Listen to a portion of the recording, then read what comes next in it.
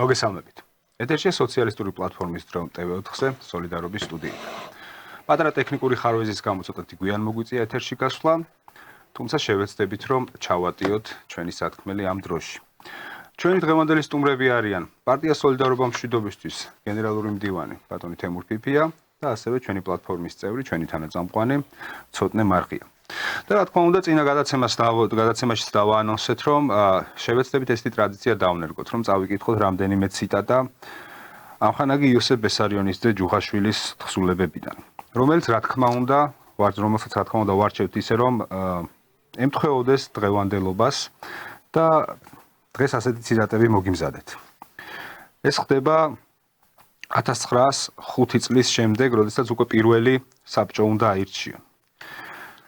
სად იყვნენ ამ დროს მენშევიკები? ისინი კადეტებთან ბაასობდნენ სამი სადეპუტატო ადგილის შესახებ. ეს დაუჯერებელია, მაგრამ ფაქტია და ჩვენი ვალია ხმამაღლა ვაღიაროთ სიმართლე. როდესაც ბოლშევიკები ვიძახდით ძირს კადეტების მეთაურობა, მენშევიკები უარყოფენ ამ ლოზუნგს და მისი კადეტების მეთაურობას ემორჩილებიან.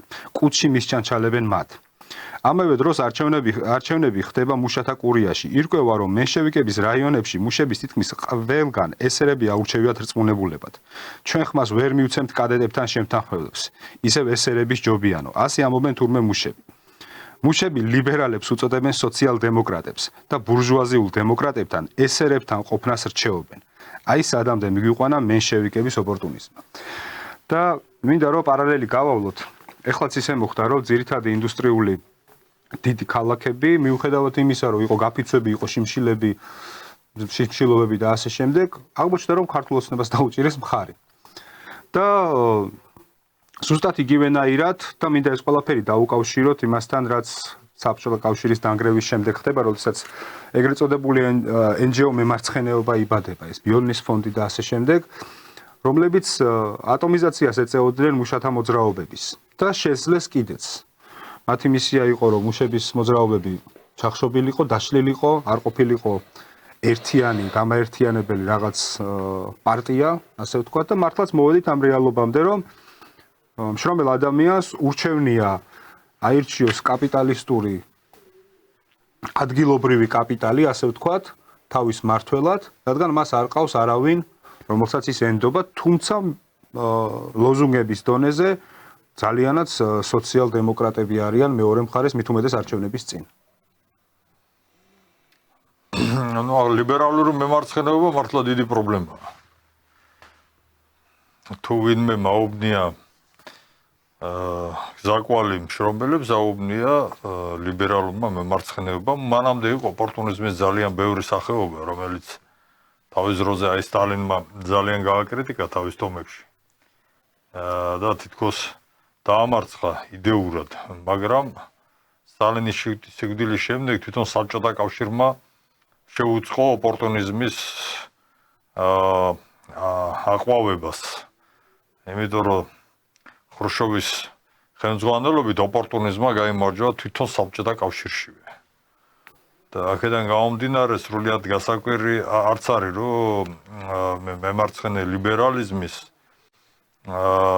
მსგავსი და უფრო საშიშიც კი მანამდე ესე ოპორტუნისტული მოძრაობებმა მოიცვა შრომელთა ფენები, განსაკუთრებით ეს პირველ რიგში ეს ევროპაში მოხდა.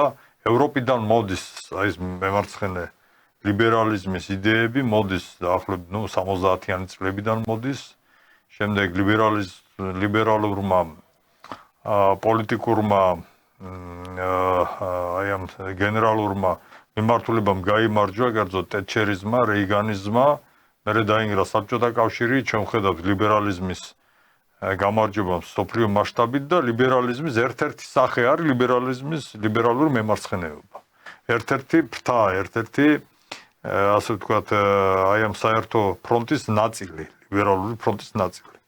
ჩვენ ვიცით ლიბერალური მემარჯვენეობა, რომელიც საერთო მიმართულებაა მათი, მემარჯვენე ლიბერალიზმი, ეს თავისუფალი ბაზარი, რომ ესე იგი ყველაფერი უნდა ექვემდებარებოდეს კაპიტალს, ბიზნესს, რომ სახელმწიფო მინიმალურად უნდა ჩაერიოს ეკონომიკურ სფეროში, სოციალურ სფეროში, მაგრამ თანამედროვე სამყაროში არის ამის ფუნქცია. ეს მაინტერესებს, იმიტომ რომ მე როგორც ხედავ და თუ ასე არ არის, შეგვიძლია ვიმსჯელოთ ამაზეც. ანუ მე როგორც ხედავ, მათი დანიშნულება იყვნენ, რაც შეიძლება სუსტები ყოველთვის და უბრალოდ შექმნან ილუზია წინააღმდეგობის და ეს წინააღმდეგობა რეალურად არ გადაიზარდოს. საქმე რომ ლიბერალური მემარცხენეები იმას ახლა რაც ჩამოუთვალე რომ უნდა იყოს ბიზნესის სრული თავისუფლება, უნდა იყოს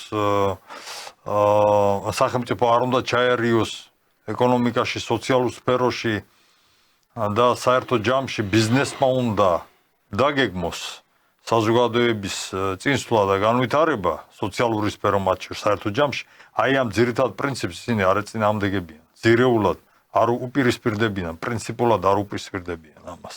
უპირისპირდებიან ფრაგმენტულად, რომ ამ საერთო პოლიტიკის ფარგლებში რომ იყოს დაუშვათ რაღაცა შრომელთა გარკვეული უფლებები იყოს დაცული. რომ დაუშვათ მწვანე პოლიტიკა იყოს, რომ ეკოლოგიური კატასტროფის წინაშე არ დადგეს კაცობრიობა, რომ ესე იგი ბირთვული საფრთხის წინააღმდეგ იყოს ბრძოლა და ომი. და აი ეს ცალკეული ქალთა უფლებები, რომელიც მაგრამ თუმცა როცა აი კრიზისი umcerasobების უფლებები და შემდეგ, მაგრამ ეს ფრაგმენტაციაზე მსახურია. არა, მაგრამ რისით კითხვა მინდა, რომ როდესაც კრიზისი, ანუ კი, იქამდე მწვანეები არსებობდნენ, ვითომ თავის საქმეს აკეთებდნენ, პიკნიკებს აწყობდნენ და ასე შემდეგ, რა თქმა უნდა, ვეგანურს ხორცს არ ჭამდნენ, მაგრამ როგორც კი კრიზისამდე მივიდა საქმე და გაღრმავდა კრიზისი, მწვანეები, აი გერმანიის მაგალითი ავიღოთ ანაბელა ბერბოკის ჩათვლით, ხო? მწვანეები არიან პირველი ნეოლიბერალები, რომლებიც ომისკენ მოუწოდებენ და თუ სამყაროს სიმწვანე ასე გადარდიანებს, ნატოს ტანკების ხრიგიზე მეტად რა აზიანებს სამყაროს. კრიზისი რო გამწვავდა, კაპიტალიზმის კრიზისი, ამ სისტემის კრიზისი, ნეოლიბერალური სისტემის კრიზისი და დადგა საკითხი ისე რომ გადარჩეს ეს სისტემა თუ არ გადარჩეს, რა თქმა უნდა, ჩვენ ვხედავთ, რომ ნეოლიბერალური მემარცხენეები დადდნენ მთლიანად მათ მხარეს. ამას ჩვენ ვხედავთ დღეს აქ საქართველოშიაც. აი ამ გამოსვლებში, პროფაშისტურ გამოსვლებში, რომელთაც მიზანი არის, აი აქ ფაშისტური ხელისუფლების უკიდურესად მემარჯვენე ლიბერალური ხელისუფლების რესტავრაცია, მიშა სააკაშვილის რეჟიმის მსგავსის და უკრაინაში ვინც არის ზელენსკის რეჟიმის მსგავსის რესტავრაცია, ლიბერალური მემარცხენეები ჩვენ შეგვიძლია დავასახელოთ კიდევაც ეს მოძრაობები კონკრეტულად. იქ დადგნენ, იქ დგანან და მოუწოდებენ სტუდენტებს, რომ შეუერთდნენ მათ შორის პროფესიულ კავშირებს, დამოუკიდებელს, მოუწოდებენ გვერდში დადგნენ აი ამ პროფაშისტურ ძალებთან, რომლებიც ცდილობენ ხელისუფლების შეცვლას საქართველოში, დღევანდელი ხელისუფლებისა და ფაშისტური დიქტატურის დამყარებას. ამასთან დაკავშირებით მე მამუკა ფიფიას ინტერვიუ გამოვიდა პარტია სოლიდარობის საერთაშორისო მდივნისა და რა საფრთხეს წინაშე ვდგავარ და რას გამოიწვევს ეს ერთ-ერთი ტენდენცია, რას გამოიწვევს ეს, აი იმაში არის კიდევ საფრთხეზე საუბარი, იმას 1-3-4 წუთით ჩვენ მივიხილავთ მის ინტერვიუს. ბატონო, ცოტნე სანამ შენთან უნდა განმოვიდეს და კითხვით და მინდა რომ გავაგრძელო. რა თქმა უნდა, ჩვენი მთავარი იარაღი არის ის, რომ ვართ პირდაპირები, ვართ ალალები და მინდა რომ აი სტალინს გავამართლებინო ჩვენი არჩევანი ამ შემთხვევაში და ზუსტად ასე ხდებოდა რა. ცხადია, სათათბიროში იგივე ტაქტიკას აწარმოებენ მენშევიკები, რასაც სათათბიროს გარეთ. ეს ტაქტიკა არის ტაქტიკა კადეტების მხარის დაჭერისა. თუ დღეს ამას უარყოფენ, ეს იმიტომ, რომ აბდაუბდობის მსხვერპლი გამხდარა. კადეტების მხარის დაჭერა, კადეტების სახელის გაკეთება არ არის. წინააღმდეგ შემთხვევაში მას თქვენც სახელს უკეთებთ ესერებს, როცა მას მხართ უჭერთო, გვეუბნება ლახვარი. ოხუნჯი ლახვარისტები, მათ არ სცოდიათ, რომ ყოველი მხარის დაჭერა სოციალ-დემოკრატიის მხრივ სახელს უკეთებს იმ პარტიას, რომელსაც ის მხარს უჭერს. კიდევ იმიტომ ფანტავენ ისინი ასე უხვად სხვადასხვა მხარის დაჭერას. დიახ, საყვარელო ამხანაგებო, ესერების მხარის დაჭერით სოციალ-დემოკრატიას სახელს უკეთებს ხალხის თვალში ესერებს.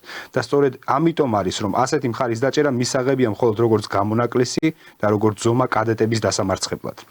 ესერების მხარის დაჭერა იდეალი როდია, ის აუცილებელი ბოროტებაა, რომელიც კადეტების ასალაგმავად შეიძლება გამოიყერო.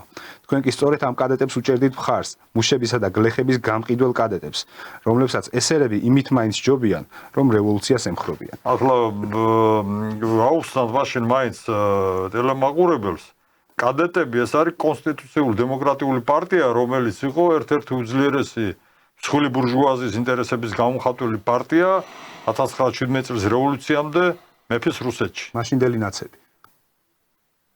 მაშინდელი ნაცები. ხო, მაგრამ ბევრად უფრო დემოკრატები ვიდრე ნაცები, იმიტომ რომ ისინი მოითხოვდნენ მაინც დემოკრატიზაციას.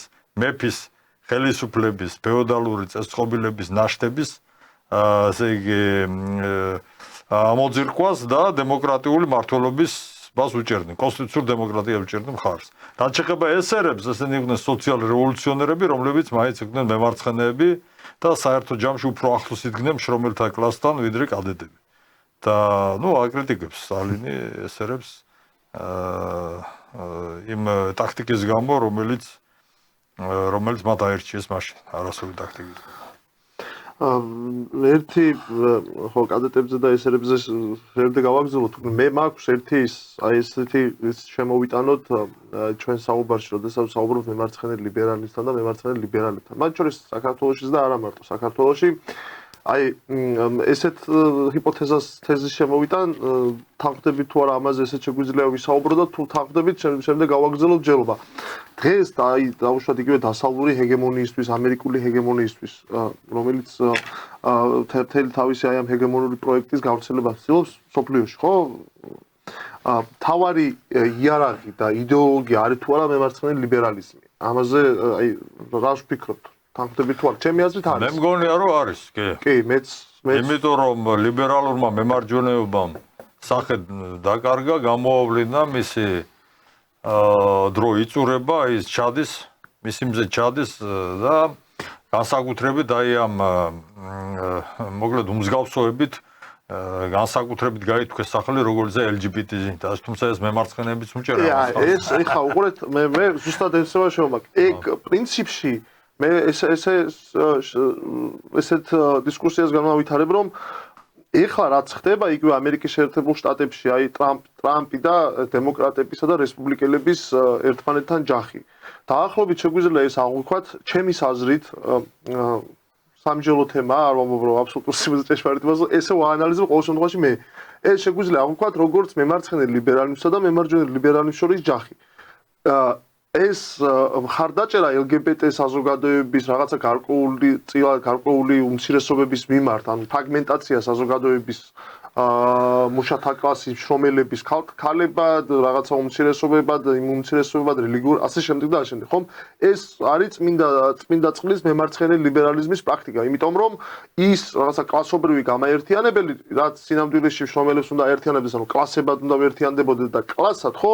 ამის ფრაგმენტაცია მოიხდინა და შეექმნათ რაღაცა პატარ-პატარა ჯგუფები და თემები, რომლის გარშემოც და რომელშიც ამ ხალხს გააერთიანებდნენ და იქ იქნებოდა საუბარი ყოველგვარ უფლებებზე, ადამიანის უფლებებზე, მაგრამ არა კლასზე და კლასობრივ დაპირისპირებას და კლასობრივ ინტერესებზე, ხომ?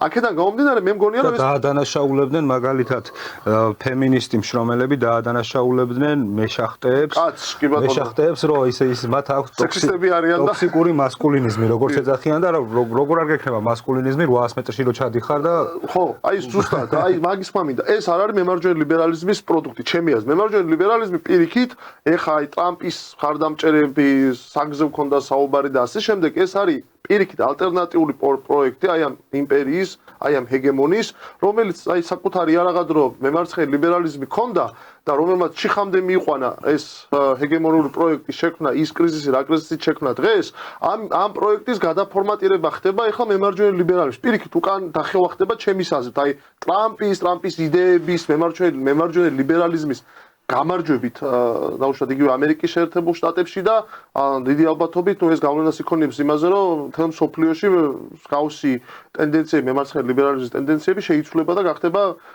ის რაც გახდება, ხო, ამათი მეშვეობით და აი რა მინდა ვიკითხო, აი ეს პროცესი, თუ ეს ასეა, თუ ამას ვეთანხმებით, ხომ? აი ამ ჩემს აღწერილ აი ამ მოვლენების, აი ამ ქრონოლოგიას და ხაზს. ეს პროცესი სანამდე შეიძლება მივიდეს, ანუ ეს არის ანუ რაღაცა კუთხით ახლა თუ ვთქვათ კულტურულ დიქოტომიას ავიღებ და კულტურულ საკითხებს ავიღებ, ხო? აი ახლა კონსერვა ტრადიციული საზოგადოებისთვის როგორი ჩვენ ვართ, ხო? დაუშვათ და პოსტსაბჭოთა სივრცეა და სხვები, ხო? ის რომ შენ არ გეტყვიან რომ მაინც და მაინც აქ LGBT ქორწინებები უნდა მიიღო და ხალი ხალზე აქორწინო და კაცი კაცზე, ეს შეიძლება დადებითი მოვლენა იყოს, მაგრამ ჩვენთვის როგორც მემარცხენეებისთვის, სოციალისტებისთვის ეს მემარჯვენე ლიბერალიზმის შემოbrunება და მემარცხენე ლიბერალიზმის ასე ვთქვათ, როგორც მთავარი იდეოლოგია, ჰეგემონის მთავარი იდეოლოგიიდან ჩახსნა, რამდენად დადებითი ტენდენციების მომტანი შეიძლება იყოს სოციალურად და ეკონომიკურად და ასევე საერთოდ შესაძლებელია თუ არა ეს რომ მოხდეს, იმიტომ რომ საზოგადოებები აი ეს იგივე საფრანგეთზე, გერმანიაზე, ევროპულ საზოგადოებაზე როდესაც საუბრობთ, იქ ვერ მოხდება აი საბჭოთა კავშირის გრევის შემდეგ ის სიკეთეები, რაც საბჭოთა კავშირისთან კონკურენციის შედეგად მიიღო ევროპელმა მუშამ, ხო ეს ხო ფაქტორ აბსოლუტურად ამის შედეგი იყო, მთლიანად ამის შედეგი იყო საბჭოთა კავშირისადმი შიშის გამო. თავიანთი ბრძოლის შედეგიც იყო. რა თქმა უნდა, მესმის, კი რა თქმა უნდა. კი ბატონო, უბრალოდ მათ ეს პოზიციები დათმეს იმის გამო, რომ აქეთ დიდი საფრთხე იყო საბჭოთა კავშირის სახით, ხომ? და ეს კაპიტალისტებმა დათმეს. კი ბატონო, მაგას რომ კაპიტალისტებმა დათმეს შრომელების სასარგებლო შრომელების ბრძოლის შედეგად, რომელსაც დაეხმარა საბჭოთა კავშირის არსებობა, კი ბატონო. ხო, აი მაგის მომენტოდა. ხო და აი მე საბჭოთა კავშირის დაშლის შემდეგ ეგ ფაქტია და ჩვენ ყოველთვის საუბრობთ, რომ იგივე ევროპის ქვეყნებში ეს სოციალური სიკეთეები, რაც არსებობდა, იკლებს, ხო? ანუ იმის ნაცვლად, რომ ეს ბენეფიტები, სოციალური ბენეფიტები გაიზარდოს და შრომელი ადამიანის მდგომარეობა იქ უფრო და უფრო უკეთესი ხდებოდეს, ხო? პირიქით ხდება, ანუ ხდება ამ მდგომარეობის გაუარესება. მაგრამ იმაზე შეგვიძლია ვთქვათ, რომ იქ იმდენად ძლიერია შრომელების ორგანიზებულობა, თვითორგანიზებულობა, პროფკავშირები, ხო? ეს მემარცხენე შინაარსი ევროპულ პოლიტიკაში, რომ იქ თითქმის შეუძლებელია იმ სახის უკან დახევა, რომ აუშვათ თანამედროვე ევროპული ქვეყნად, აი გერმანია დავიდეს საქართველოს დონეზე, ხო? აი ამ პოლიტიკასთან მიმართებაში, იმიტომ რომ თვითონ შრომელები არ დაუშვებენ ამას იმდენად არის გამჯდარი მათში ეს მემარცხენე პოლიტიკა და საერთოდ შესაძლებელია თუ არა ამ კუთხით მინდა ვიკითხო, რომ შრომელები არ დაუშვებენ და მე საზოგადოება უკვე შეცვლილია. კი ბატონო, აი მაგას რომ ისე არის საზოგადოების სტრუქტურა ისეთია დღეს, რომ შეუძლებელია დაუბრუნდეს დაუშვათ რომელი თქვა 20-იან წლების გასული საუკუნის ომამდელ პერიოდს, ომამდელ ხანას, მეორე მსოფლიო ომამდელ ხანას თუნდაც. და რაც შეეხება აი ამ ტენდენციებს, ეს ლიბერალური მემარცხენეობა რომ მარცხდება და კონსერვატიზმი იმარჯვებს და კონსერვატიზმი გამოხატავს ასევე ბურჟუაზიის ინტერესებს, სხვილი ბურჟუაზიის ინტერესებს ასევე, ოღონდ ინდუსტრიულისას. ესეც პირობითია, ეს ზღვარი სად თავდება დაუშვათ ინდუსტრიული ბურჟუაზია და სად იწყება ფინანსური ოლიგარქია, ეგ ძალიან ძნელია გავლენა, მაგრამ საერთო ჯამში შეიძლება ასე დავახასიათოთ ეს ტენდენცია. ყოველ შემთხვევაში ახლა მედროშეები ერთი მხარის ისინი არიან და მეორე მხარის ესენი.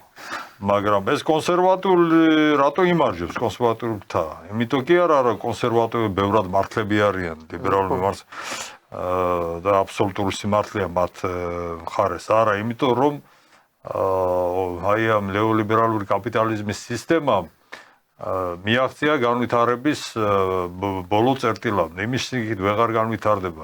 ექსტენსიური დედამიწა მრგვალია, დამთავრდა რესურსები, რომელსაც ისინი დაეუფლნენ საბჭოთა კავშირისა და სოციალისტური სისტემის დაშლის შედეგად, სოფლიოს დაეუფლნენ, სოფლიო რესურსებს დაეუფლნენ და იმ სისტემის ფარგლებში ამ რესურსებს იყენებდნენ მოგების ინტერესების შესაბამისად, ხო? მაგრამ 30 წელი გავიდა მეტი საბჭოთა კავშირის დანგრევის შემდეგ.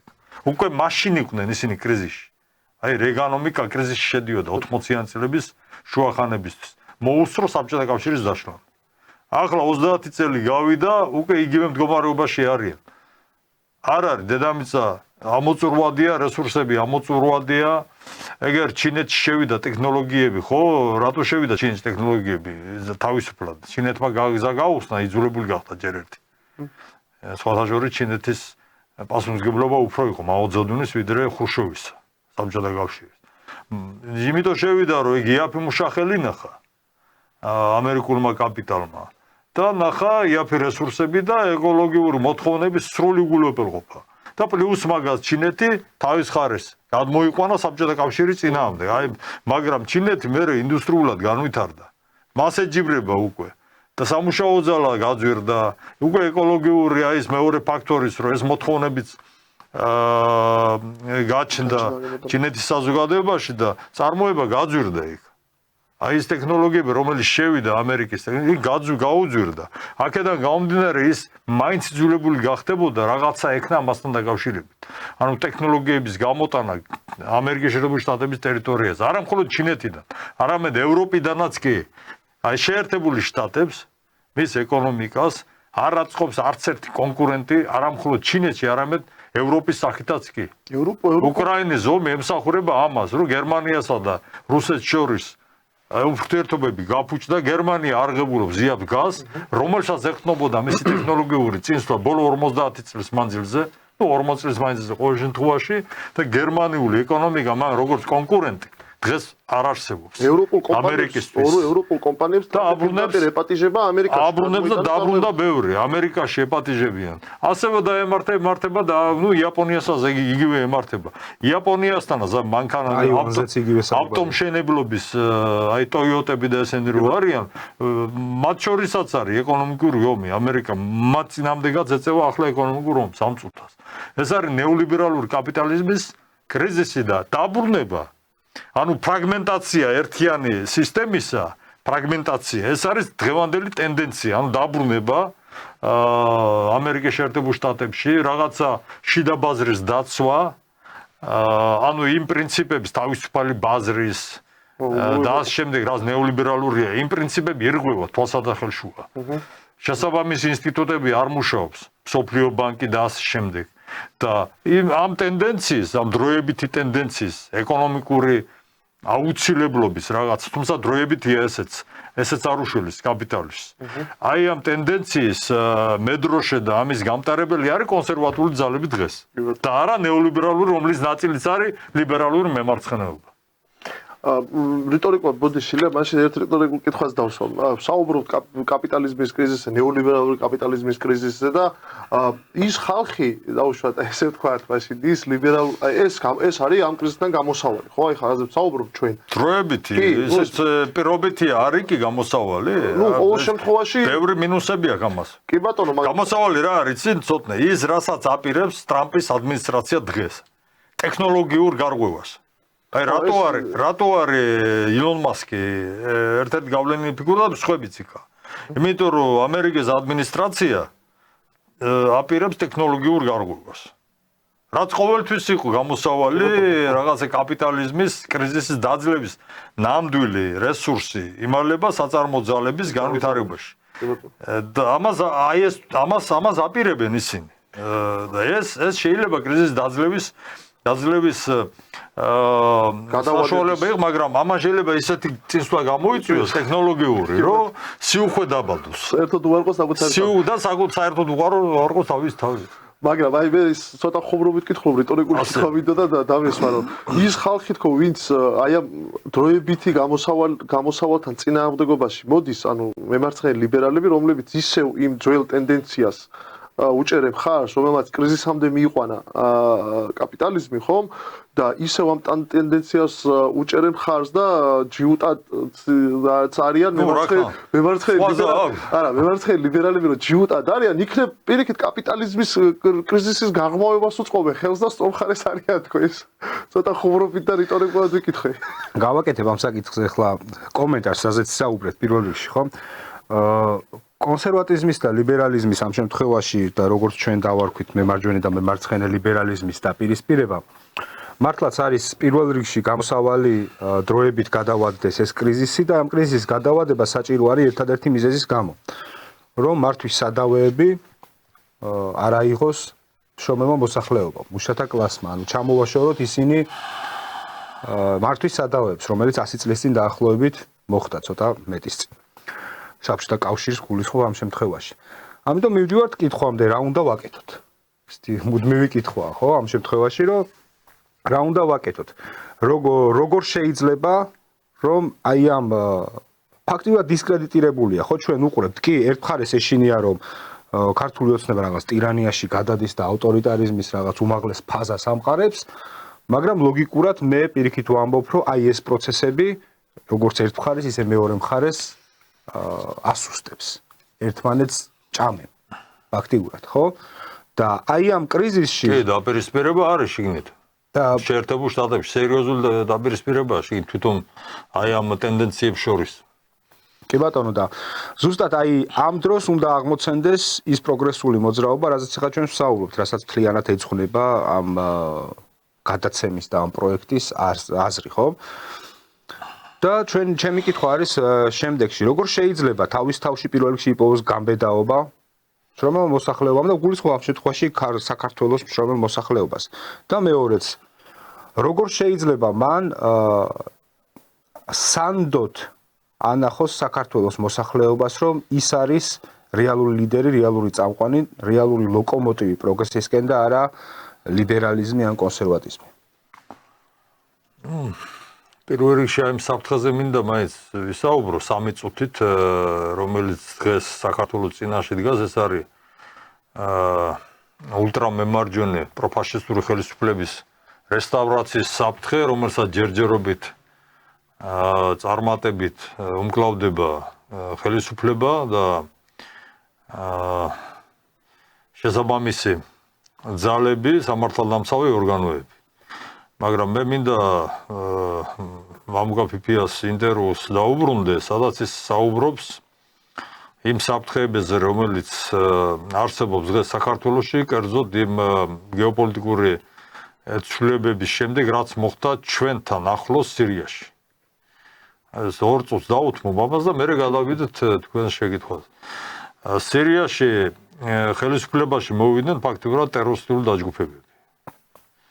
ერთ-ერთი ტერორისტული დაჯგუფება ყველაზე ძლიერი, რომელიც არის, ეს არის პროტურკული ტერორისტული დაჯგუფება, სირიული, კი ბატონო, მაგრამ პროტურკული, რომელსაც ხელს უწყობდა თურქეთი 4-5 წლის მანძილზე ქალაქ იდლიბში და იდლიბის პროვინციაში, რომელიც არის სირიის ჩრდილო დასავლეთით.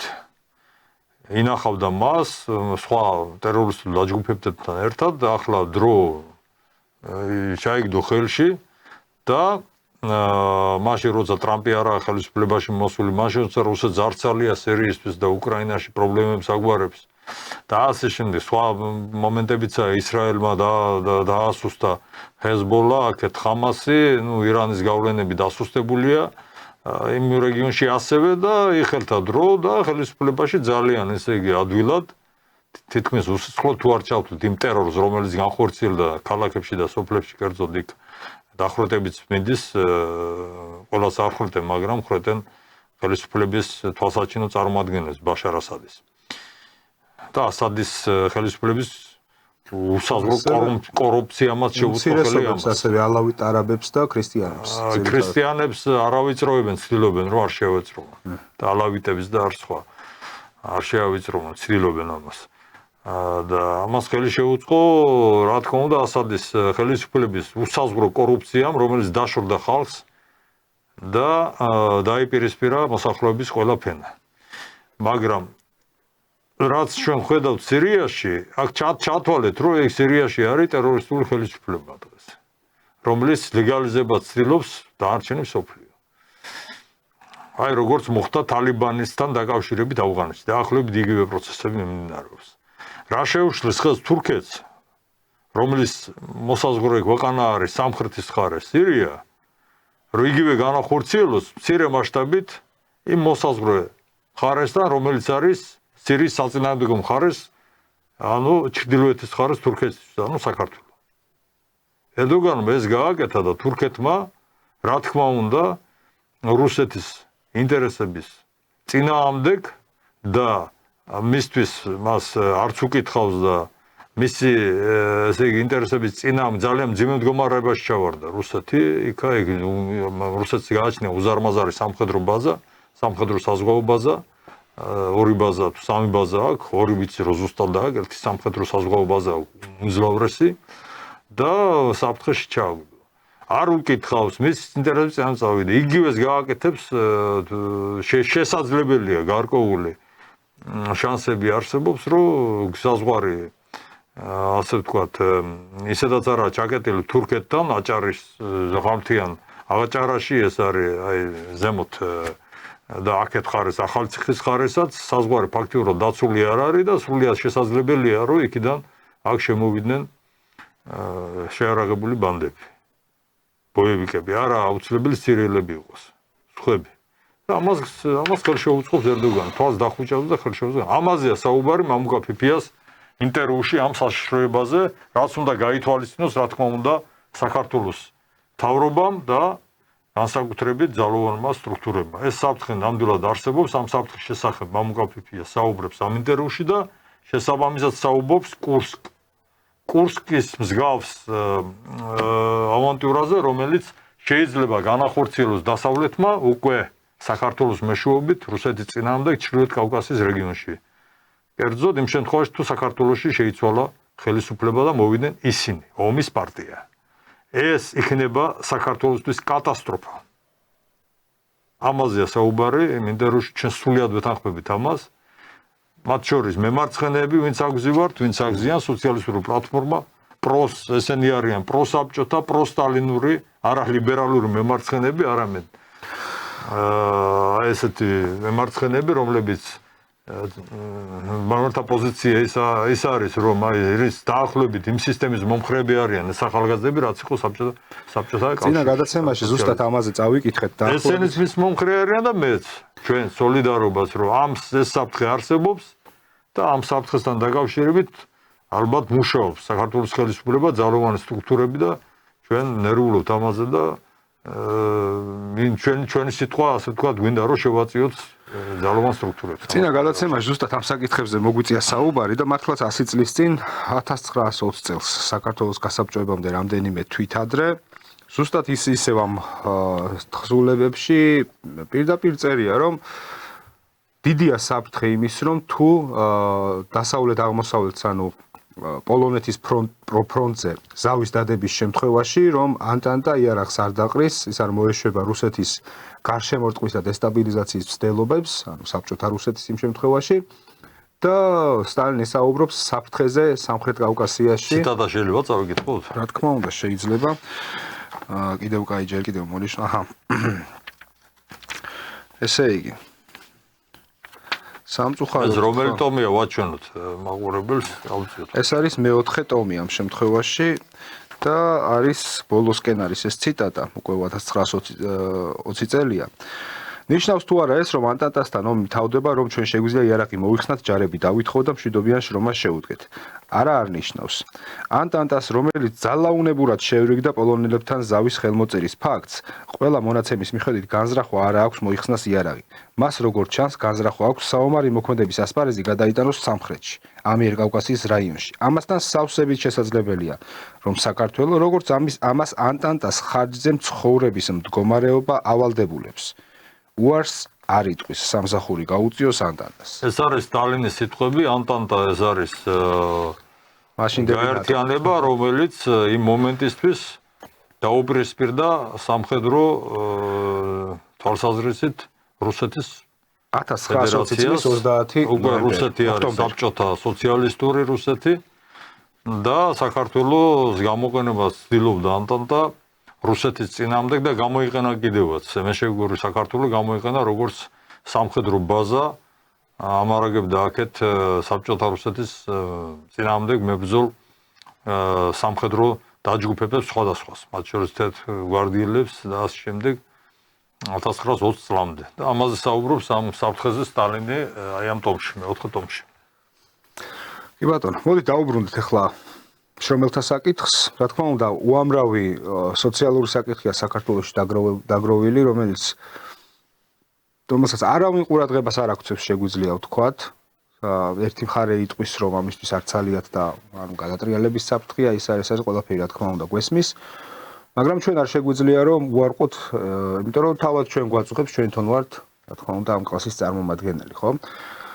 ჩვენ არა ვართ საშუალო კლასი, რომელსაც იმის კომფორტიც აქვს, რომ მშვიდობის დროს თან გვერდში ედგეს მუშას და ხელჩაკიდებულმა იაროს და როცა კრიზისი მოვა შემდეგ ამუნათოს და ეხვეწოს, რომ გამოდით გარეთ, გაიფიცეთ და შიმშილით მოკვდით. და ამიტომ ჩემი კითხვა ამ შემთხვევაში არის ისევ ის, რომელიც დაისვა საუკუნეზე მეტი ხნის წინ. რა ვაკეთოთ? მე ერთი ის მინდა წეგან ახსენე რომ აი ვიღაცებს აქვს შიში ქართული ოსნების დიქტატორობის და ეს თელი ეს რაღაცა ანტი-სახალხო პოლიტიკა რომელიც ჯამში ხორციელდება ყველას მხრიდან ერთად ჯამურად რო შევაჯამოთ აი ზუსტად იქიდან გამომდინარე რაც ახსენე შენცილია რომ აი მეტროს მემანქანები რო გაიფიცნენ და მაგით შეწუხებული რო იყო რა ქვია ქალაქი და ადამიანები და დღეს ისევ ამ ხალხს თხოვენ რომ თურმე ევროპული ღირებულებებისთვის და დემოკრატიისთვის გაიფიცეთო ხო ანუ ეს აჩვენებს იმ ანტისახალხობას რასაც ისინი თვითონ ატარებენ ხო ანუ ის გეუბნება რომ შენ ინტერესებისთვის თუ გაიფიცები და მე ვწუხდები არ მომწონს მაგრამ ჩემი ინტერესებისთვის და ჩემი რაღაცას ფინანსური ინტერესებისთვის მათ შორის შენ უნდა გაიფიცო. ანუ უნდა ახსნათ ეს არა, ვიღაცები მივიდნენ მეტროს მემანქანების პროფკავშირთან. კი, მაშინ იყო, კი, რა თქმა უნდა. ახლა ამ დღეებში, როცა იქ არის გამოსვლები, შეიძლება არ მისულან ესე და შეუერთეთ ხო იყო მოწოდებები იყო და ღიად იყო გამოშლები. მარტო მეტროს პროფკავშირებზე არ არის საუბარი, უბრალოდ მაგალითად მოიყვანე. ყველას მოუწოდებს შრომელებს, მოუწოდებს მაჟორ ხაზარაძე მოუწოდებდა ხო სხვას დავიდავანებო თვითონ მოუწოდო გამოდი და გაფიცვისკენ კი თავის სამშრომლებსაც კი თავის სამშრომლებს არა იმათ უნდა იმუშაო ფული აქ ხაზარაძე უნდა იშოვოს რა შეიძლება მეტი ფული უბრალოდ აი ეს არის ზუსტად რომ აი პირადად შეიძლება არ მიდიან მაგრამ ღიად ურცხვად ტელევიზიებიდან რაღაც თავიანთი Facebook პოსტებიდან მოუწოდებენ შრომელებს გაფიცვისკენ ოღონდ მათი ინტერესებისთვის და თავის ინტერესებისთვის თუ იფიცებიან ეგ აწუხებ და არ შეიძლება აი ეს ანტისახალხო პოლიტიკა ჯამში ქმნის ამას როგორც ქართული ოცნება ისე ეს ოპოზიცია რომელიც მის ალტერნატივა წარმოგვიჩნდება და აი თუ დიქტატორობაზეა საუბარი თუ ქართული ოცნების ანტისახალხო პოლიტიკაზეა საუბარი პირველ რიგში ქართულ ოცნებასთან ერთად რა თქმა უნდა პასუხი მსგებლობა ზუსტად ამ ხალხს ეკისრება იმიტომ რომ უყურეთ ქართული ოცნების დასრულება თუ უნდა თამათ აი რასაც დაეძახიან რომ ქართული ოცნება უნდა დასრულდეს და რაღაც ქართული ოცნების დასრულება მოხდება იმ შემთხვევაში თუ დასრულდება ის პროფაშისტური და ფაშისტური ოპოზიცია რომელიც დღემდე წარმოჩინდება მის ალტერნატივად ხომ აი არაერთხელ გვითხოვს ჩვენ აქ გავართ არ გავართ ვიღაცები საუბრობენ რომ ამათ გვერდით ილიამა წაიკითხა ეგ ციტატა ვის გვერდითაც გახარ იმ ხალხს ამართლებ ხო ასე გამოდის და სახეს აძლევ ხო და ჯერ ეს ერთი არ გეხარ ამათ გვერდით რას ნიშნავს ანუ ჯამში ვის უთრა ეს ილომბის ეხლა რომ წაიკითხა სტალინის სრულება ვინც იქ დგას და ამბობს რომ მე ნაცი არა ვარ და აქ იმიტომ კი არ ვდგავარ რომ ნაცები მინდა ანუ მემარცხენე ლიბერალებზეა საუბარი რომელიც დგანან იქა ხო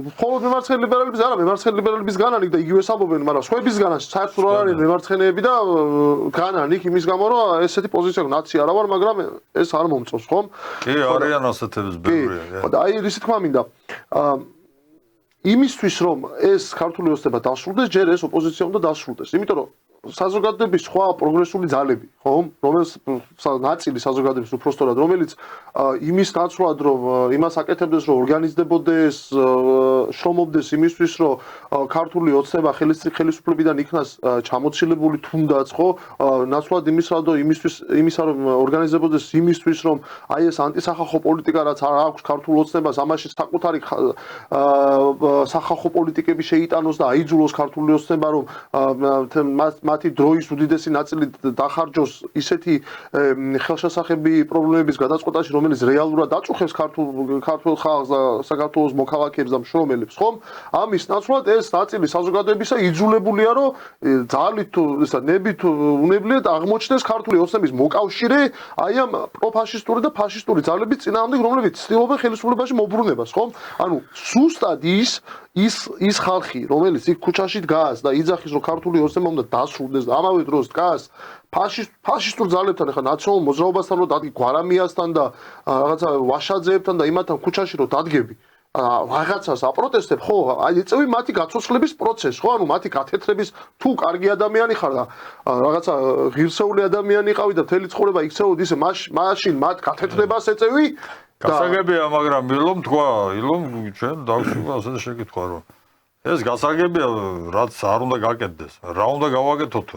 რა უნდა გავაკეთოთ და ის ხალხი, ვისაც რეალურად სურს, რომ ეს პრობლემები, რადგან ისინი იქაც აქციებზე საუბრობენ და ამახვილებენ ყურადღებას.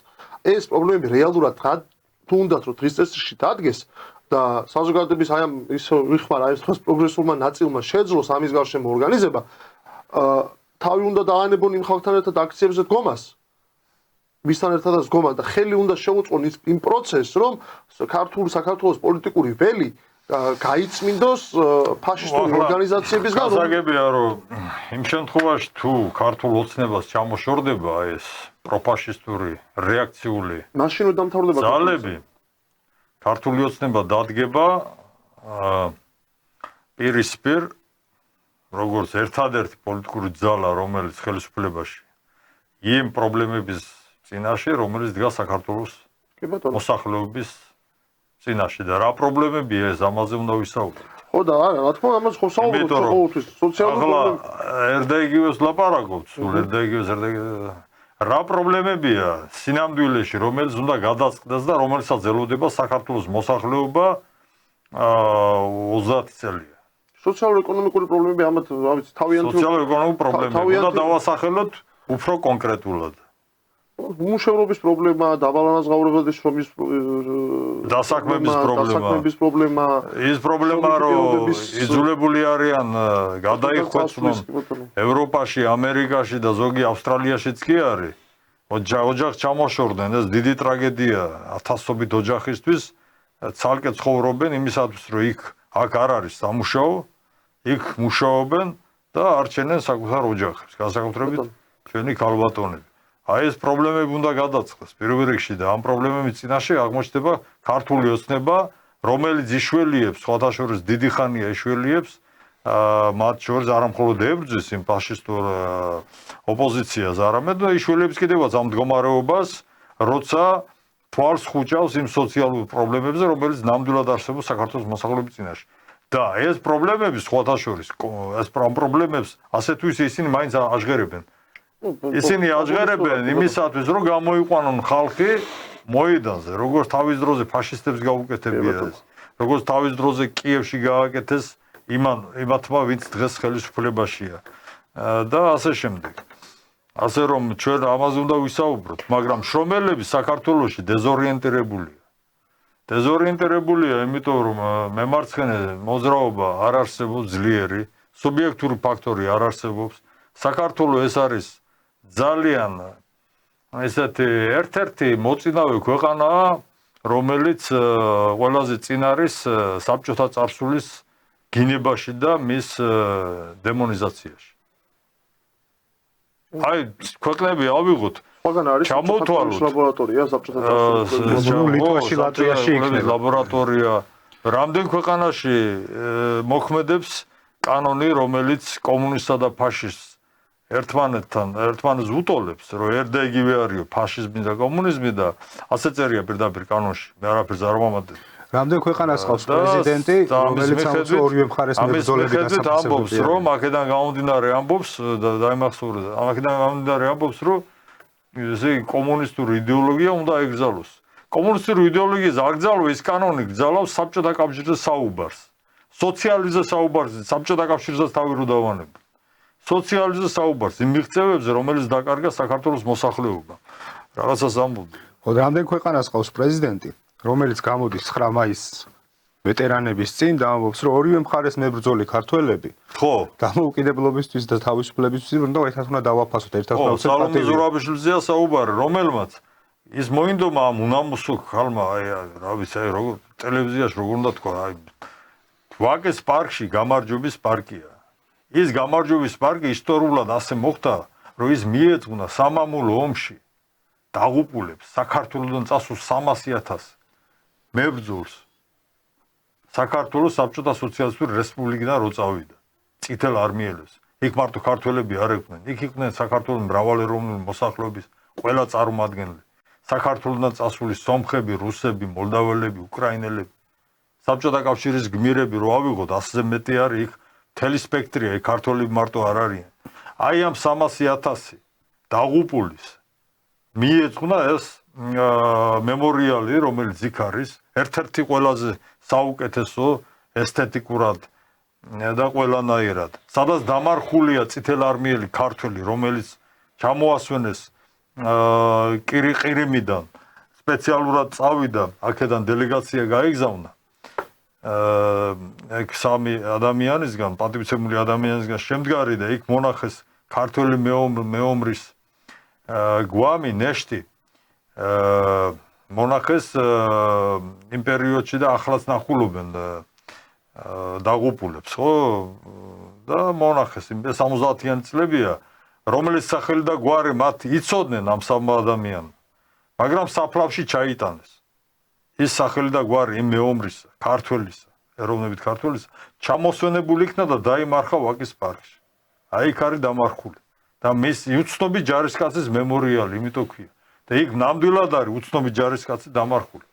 და ამ გამარჯვების პარკ მაინც და მაინც იქ უნდა შევიდნენ. მაინც და მაინც იქ უნდა, ასე ვთქვათ, უნდა გაუპატისწიოსნონ ეს ისა, რა ქვია, ეს წმინდა ადგილი და წმინდა სივრცე. რომ უნდა იქცონ ქართველ გმირთა ერთიან რაღაცა მემორიალურ სივრცედ, რომ გათქვიფონ ისა, რომ ის რაც არის, ის დაიკარგოს. თითქოს ის არ არის გმირთა მოედანი ჩვენთან არ იყოს. თითქოს სივრცეები არ იყოს სხვა სადაც შეიძლება ამის გაკეთება. აი ამას ცდილობს სალომე ზურაბიშვილი ზუსტად ამ კანონიდან გამომდინარე. იმ კანონს ეყნობოდა სხვათა შორის თბილისის მერმა კახი კალამაძემაც აუვა მხარი იმ მომენტში ქალბატონ სალომე ზურაბიშვილს. ასე არ არის. დღეს რო კონსერვატორი გახდა ძალიან ბევრი იმაში ესეც გავიხსენოთ. ხო და აი ასეთი ქვეყანა ბევრია. ასეთი ქვეყანა თითებზე ჩამოსათვლელია. ზუსტად ის ქვეყნებია, რომლებიც ტრობენ დღეს საქართველოს. პირველ რიგში ბალტიისპირეთის ქვეყნები, აი ფაშისტური სახელმწიფოები. ლატვია, ლიტვა, ესტონეთი. მინის სახელმწიფოები. პოლონეთი. ფაშისტური სახელმწიფო. რუმინეთი, ფაშისტური სახელმწიფო. აი ეს სახელმწიფოები, იქ არის ზუსტად აი ასეთი მდგომარეობა და ასეთი განწყობა იმ წარსულისადმი, სოციალისტური წარსულისადმი, როგორც აქ არის. ისინი გტრობენ დღეს საქართველოს. და ჩვენ მათთან ერთად ვართ აი ამ დარში ამ მიმართულებით და ახია ჩვენზე, ნამდვილად ახია ჩვენზე და ჩვენს ხელისუფლებაზე და ჩვენს აი ამ მართლ ძალაზე, რომლებიც უბამდნენ მხარს მთელი ამ ხნის განმავლობაში იმ ფაშისტურ სახელმწიფოს და პირველი ძმები ეგენი იყვნენ 2020 წლამდე სანამ ესვეო დაიწყებოდა. სანამ ისინი დაუპირისპირდებოდნენ მართლაც აი ამ შეუსრულებელი მოთხოვნებით, რითაც გამოვიდნენ შეერთებული შტატები და ბრიუსელი, მოითხოვეს ფაქტიურად საქართველოს დაღუპა, რაზეც ქართული ოცნება მერე არ წავიდა.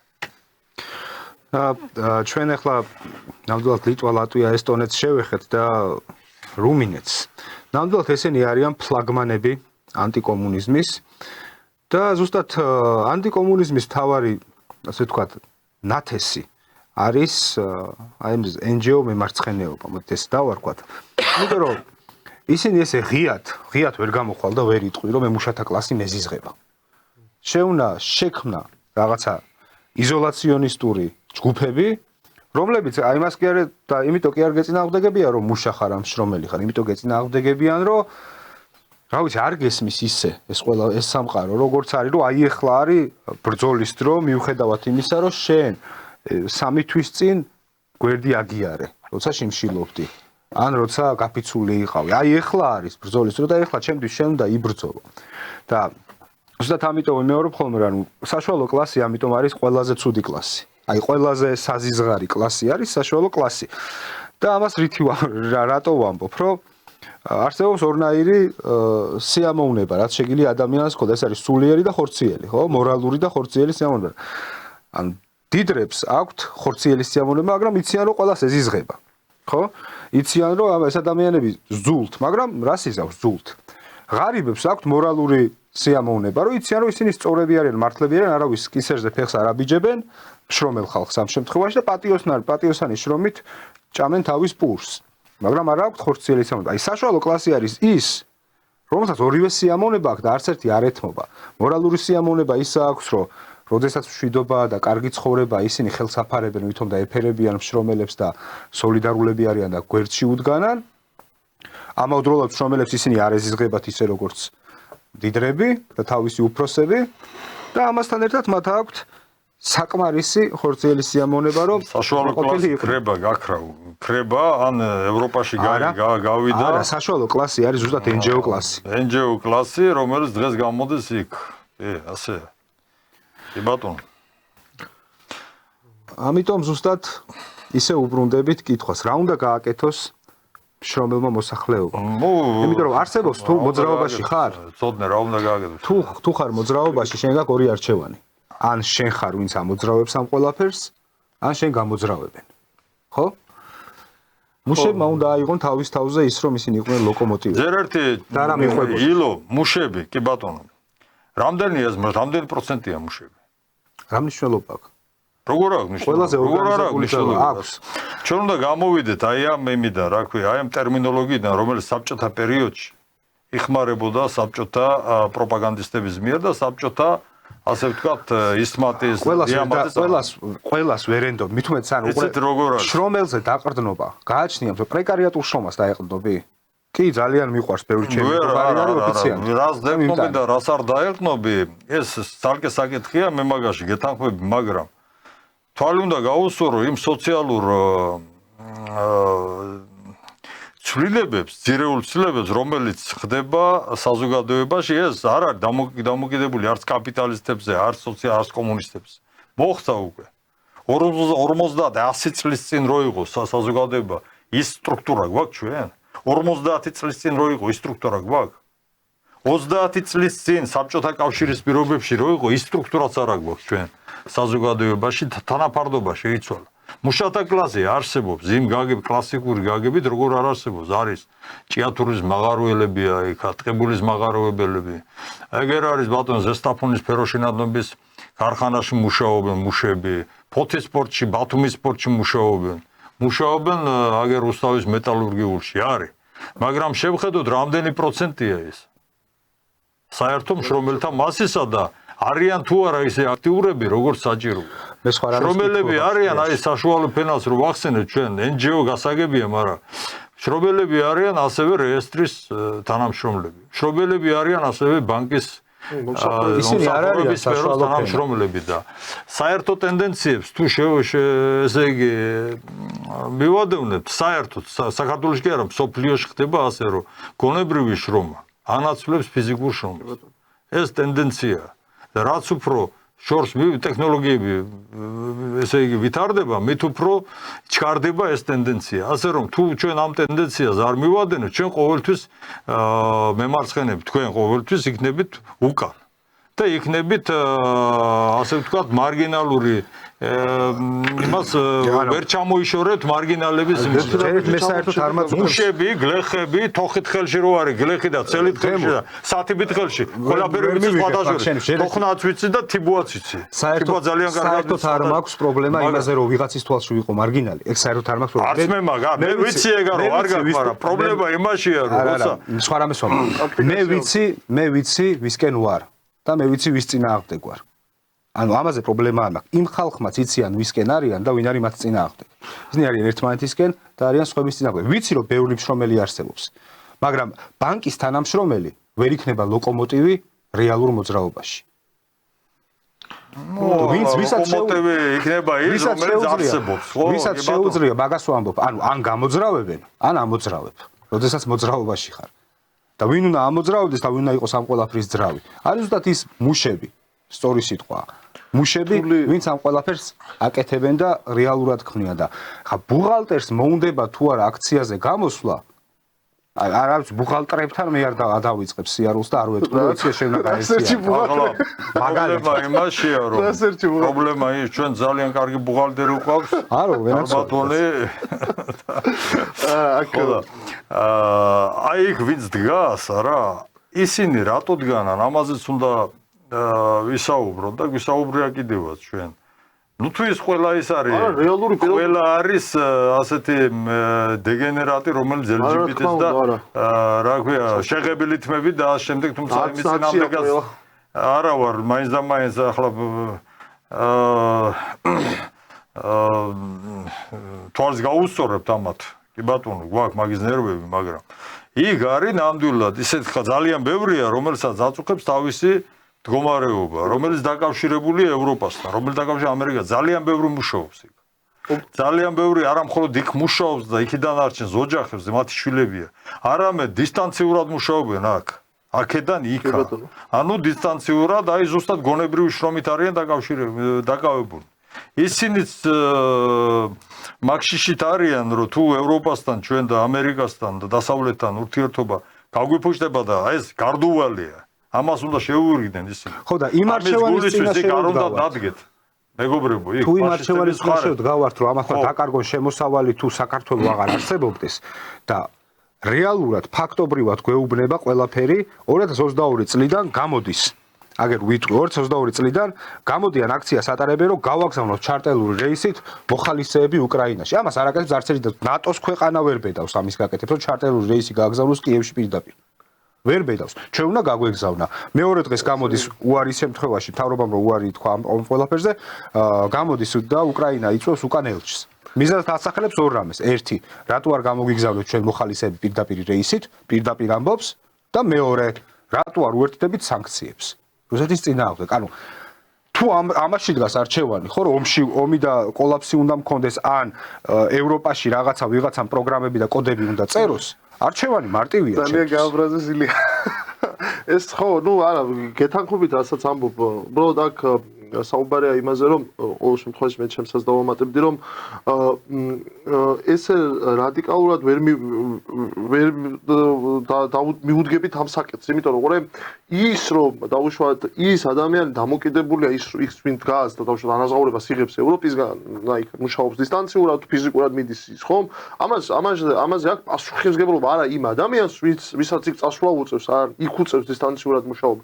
ამაზე პასუხისმგებლობა ეკისრება იმ ხელისუფლებას, რომელმაც ისეთი პირობები შექმნა ქვეყანაში, ან საერთოდ არ შექმნა პირობები, იმისთვის რომ ადამიანს არ უწევდეს ევროპაში გადახვეწა, ან არ უწევდეს დისტანციურად იქ მუშაობა და საკუთარი გონებრივი თუ ფიზიკური შრომის ხარჯვა და მომსახურება შეეძლო საკუთარი ქვეყნისთვის. ანუ ყველაფერი გააკეთეს იმისთვის, რომ ეს ჩვენი ანუ ცხოვრები საქართველოს მოქალაქეები იძულებული არიან, რომ გაიქცნენ იქ და ეხლა ამ ხალხს ანუ როგორ დგას ეს საკითხი, რომ გასაგებია ომს და ტყუის როას ყველაფერი ჯობია და მერტყვა დაგვიფაროს, მაგრამ როგორ ის თქმა მინდა, რომ თუ მე სამსახური დავკარგე, თუ მე ჩემს შულს განათლება ვერ მივეცი, თუ მე ნორმალური საკვები ვერ მივეცი, თუ რა ვიცი გაზის ფული ვერ გადავიხადე, ქუჩაში აღმოვშდი, ხო? ომია უკვე ჩემთვის, ხო? აქედან გამომდინარე, იმ ადამიანს საკუთარი რაღაცა კეთილდღე, მაშინ ალტერნატივა უნდა გააჩინოს სახელმწიფომ. თუ ამაზე საუბრობ შენ, თუ ის მტერია, ხო? შენი და გეუბნება, შენ ანუ რაც ჩვენ მოვყევი და რაც ფაქტია, ამას გიკეთებს მტერი ხვევს ომში და მტერს უნდა რომ შენ გვიანა დაიქცეს, სხვას არავის არ უნდა. თუ იმ მტერია, მაშინ არ იძახო ღირსებით, რომ გინდა მტერთან მისვლა, ხო? მაშინ შექმენი ალტერნატივები, რომ იმ ადამიანს აქედან გასვლა არ მოუწიოს ევროპაში და იქ რაღაცა მონურ პირობებში არ მოუწიოს შრომა. საკუთარ თვითონ გააჩინე ამ ქვეყანაში ეს ალტერნატივები და არ გამოვა მე ის ადამიანი და არ დადგება იქ. ხო და მაგას ამას როცა არ აკეთებდა თან ის ადამიანები გასაგებია რომ ჩვენ ვამბობთ რომ არ არის სწორი რომ დაღუპვისკენ მივყავარ თუ ის გზა გაიმარჯვებს რაც მას უნდათ გაუაზრებლად უნდათ შეიძლება ვერ ხვდებიან ყველა არა ვიღაცას გაძლებლად უნდა და ფულს იღებს მაგაში მაგრამ ის ნაწილი საზოგადოებისა ვინც იქ დგას და ითხოვს იმას რასაც ითხოვს შეიძლება გაუაზრებლად ითხოვს და იცავს აი ამ საკუთარ ფინანსურ ინტერესებს და არ ესმის ეს ყველაფერი ჩვენ იმიტომ ვეწინააღმდეგებით რომ იმ ადამიანების საწინააღმდეგო კი არაფერი არ გვაქვს უბრალოდ იმის ვეწინააღმდეგებით რომ დაუყვამდე მივდივართ კი და იმაშიც მართალი ხარ რომ ჯობია რომ ის იმ ადამიანს ფინანსური შეუწყდეს იქიდან რაღაცა სამუშაო დაკარგოს ვიდრე გავწყდეთ აქ ფიზიკურად გავნადგურდეთ და როგორც სახელმწიფო არსებობა შევწყვიტოთ მაგრამ ამის პარალელურად ქართული ოსტა პასუხისმგებელია როგორც მართველი პარტია რომ რაღაცა ხელი გაანძრიოს და რაღაცა ის ალტერნატივები შექმნას აქ იმისთვის რაც არ გაუგეთებია სხვათა შორის ქართული ოსნება არ გამოსულა დადებითი შინაარსით დატვირთული პროგრამით როგორ შეიძლება და როგორ აპირებს ის გამოვიდეს ეკონომიკა ეს არის მისი მთავარი ისა ჯერ კიდევ არ არის გვიან შეუძლია ეს გააკეთოს ქართულ ოცნებას რომ შეცვალოს თავის ნეოლიბერალური ეკონომიკური პოლიტიკა, სოციალური პოლიტიკა, მარცხნივ წამოვიდეს და სახელმწიფოს როლის გაძლიერების თვალსაზრისით შექმნას ახალი პროგრამა, ნამდვილი პრობლემა ჩვენც მოგვიწვიოს. მოიწვიოს ისეთი სპეციალისტები ამასინათ უსმინე ობიექტივში ბექანაცვლიშვილი რო არის. აი ასეთ სპეციალისტები ჩვენ გვაქვს პროგრამა შესაბამისი და ახალი პროგრამა შესთავაზობს საქართველოს მოსახლეობას. ნუ რა ვიცით ახლა გვაქვს იმის იმედი რომ ქართული ოცნება თავის ვიკიპედიის გვერდს დაუჯერებს და სოციალ-დემოკრატი გახდება, არა მგონია. და ერთი მომენტია, კლასთა შორის თანაფარდობაც იცვლება და კლასებს შორის საზღვარიც თანდათანობით ქრება. ეს ტენდენცია აშკარაა და ეს ტენდენცია არის ობიექტური. ესეც არის. იმის მიზეზი უნდა გახდეს, რომ ჩვენ ტერმინოლოგიები უნდა შევცვალოთ და ახალი ტერმინოლოგიებით შესაბამისი ფრაზეოლოგიით უნდა ვისაუბროთ. კი ბატონო, ვეცდები დაგიჯეროთ ამ საკითხზე, თუმცა ვერ შეგვიდებთ ახლა ტერმინების ახალ ტერმინების მოგონებას დავიწყებთ აქ.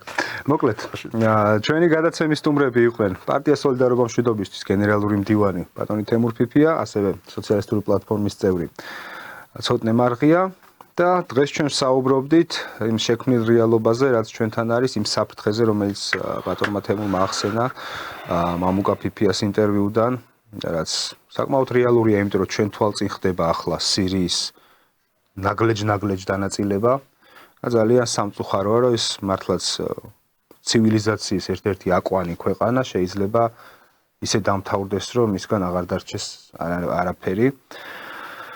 მოკლედ დიდი მადლობა ყურადღებისთვის და კარგად გრძანდებოდეთ. კარგად გრძანდებოდეთ.